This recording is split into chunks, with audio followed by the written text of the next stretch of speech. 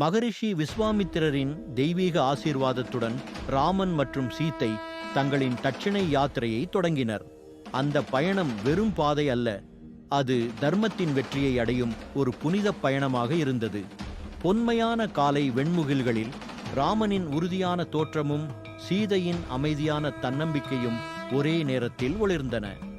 பயணத்தின் துவக்கத்தில் இருவரும் பல பக்தர்களின் வாழ்வை கவனித்தனர். அவர்கள் பக்தி உணர்வும் இறைவனை நோக்கிய தங்களின் பிரார்த்தனையும் ராமனுக்கும் சீதைக்கும் வேறொரு தெய்வீக தருணமாக காட்சியளித்தது. மக்கள் தங்கள் வாழ்க்கையை மாற்றும் தெய்வீகத்தை காண உளமாற காத்திருந்தனர். ராமனின் தைரியமும் சீதையின் கருணையும் ஒளிவீச அந்த பயணம் அவர்கள் வாழ்வின் முக்கியமான சவால்களை எதிர்கொள்ளும் தொடக்கமாக அமைந்தது.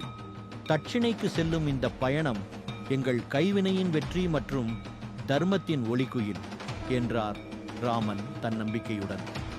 நாம் ஒன்றிணைந்து இறைவனின் கருணையுடன் எந்த சவாலையும் சமாளிப்போம் என்றார் சீதா தன்னுடைய அமைதியான உறுதியாக.